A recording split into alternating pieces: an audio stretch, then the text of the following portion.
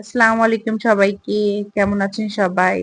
এই তো আরেকটি সুন্দর ডেইলি ব্লগ শেয়ার করছি আপনাদের সাথে। সকালবেলা ঘুম থেকে উঠে রেডি হয়ে অফিসে যাওয়ার জন্য বের হয়ে গেছি। বাসার সামনে দেখি যে অনেকগুলো কবুতর। আমি একটু ভিডিও নিতে গেলাম আর ওরা উড়ে চলে গেল। এটা হচ্ছে পাশের বাসার কবুতর ছিল। কিছুক্ষণের মধ্যে আমি একটা রিক্সাও পেয়ে গেছি। এবার রিক্সাতে উঠে পড়েছে অফিসে যাবার জন্য। আর আমি রিক্সাতে উঠলেই তো রিক্সা যত প্রকার কাঁপাকাঁপি শুরু করে দেয়। মানে আমি উঠলে না, ভিডিও স্টার্ট করলেই। জানেন, আমারও না খুব ইচ্ছা করে যে সুন্দর করে ভিডিও আপলোড দেই, গুছিয়ে কথা বলি, আর সবার মতো সাংসারিক ব্লগ দেই।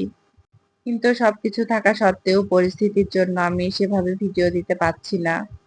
তবে আশা আছে ইনশাল্লাহ আল্লাহ তাআলা একদিন আমার সব মনের আশা পূরণ করবে। আপনারা আমার পাশে থাকবেন। এই তো অফিসে গিয়ে আমি হচ্ছে একটু ভিডিও করলাম। এখানে কি ভিডিও করছি বলেন তো? এই মাউস প্যাডটা, এটা নতুন নেওয়া হয়েছে, এই জন্য এটার একটু ভিডিও করে নিলাম। তারপর গেছিলাম হচ্ছে আমার ছোট বোনের স্কুলে। ওর অর্ধবার্ষিকী পরীক্ষা শুরু হবে, তাই পরীক্ষার ফি দেওয়ার জন্য।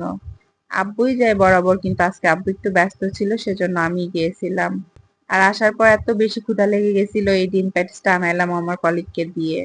তো এটা খেয়ে একটু পেটটা ঠান্ডা করব। আর শুরুতে যে কথা বলছিলাম যে ভিডিওর ব্যাপারে, যে সাংসারিক ভিডিও দেওয়ার জন্য, জানেন আমি না এই বয়সে এসে একটা জিনিস খুব উপলব্ধি করতে পারছি যে মেয়েরা এক সময় পর সংসার পাগল হয়ে যায়। অল্প বয়সে যদি সংসার পায় তখন কিন্তু সে ওটা করতে চায় না বা মন বসে না। কিন্তু এমন একটা সময় আসে যে সংসার করার জন্য মেয়েরা মরিয়া হয়ে পড়ে। হয়তো বা কেউ পায়, কেউ পায় না।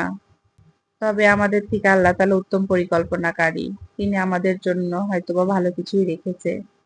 এই তো নাস্তা খেয়ে একটু রেস্ট করলাম, শরীরটা খারাপ লাগতেছিল, সারাদিন আর কোনো ভিডিও নেওয়া হয়নি। এটা বাসায় আসার সময় একটু চাঁদ দেখে ওটার ভিডিও করে নিলাম। আর আজকে না বাসায় আসার সময় এই চামচগুলো নিয়েছিলাম। দেখতে গোল্ডেন কালার ছিল, সেজন্য আমি বারবার বলতেছিলাম যে সোনার চামচ কিনেছি। তো এটা নিয়ে একটু মজা করলাম। তারপর আজকে আমার কিছু ঝাল ঝাল নাস্তার আইটেম খেতে ইচ্ছা করছিল, এই জন্য একটু ফ্রেঞ্চ ফ্রাই বানানোর জন্য আলু কেটে নিয়েছি, আর যা মশলা দেওয়ার দরকার সবকিছু দিয়ে আলুটা মেখে নিয়েছি। এবার একটু মুচমুচা করে ভেজে নিলে আমার ফ্রেঞ্চ ফ্রাই রেডি হয়ে যাবে। সাথে একটু চিকেন ফ্রাই করবো, এর জন্য চিকেন গুঁড়াও মেরিনেট করে নিয়েছি। আর এটা আমি মেরিনেট করতে দিয়ে বাদ বাকি সব ফ্রেঞ্চ ফ্রাই গুলো ভেজে নিলাম। আর এই তো আমার ফ্রেঞ্চ ফ্রাই রেডি। আর হচ্ছে যেমন মুচমুচে হয়েছিল তেমন খেতেও টেস্ট হয়েছিল।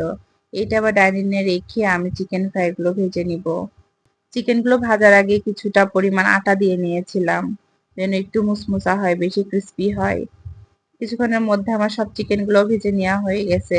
আর আমি এটা ভাজার কোনো ক্লিপ নিতে পারিনি, কারণ মাছ কিংবা গোশ কোনোটা ভাজতে গেলে যে তেল ছিটকে, ওইটা আমার খুবই ভয় লাগে। ওই ক্লিপটুকু দেখলে আপনারা হাসতেন, এর জন্য আর ওইটুকু আমি শেয়ার করিনি।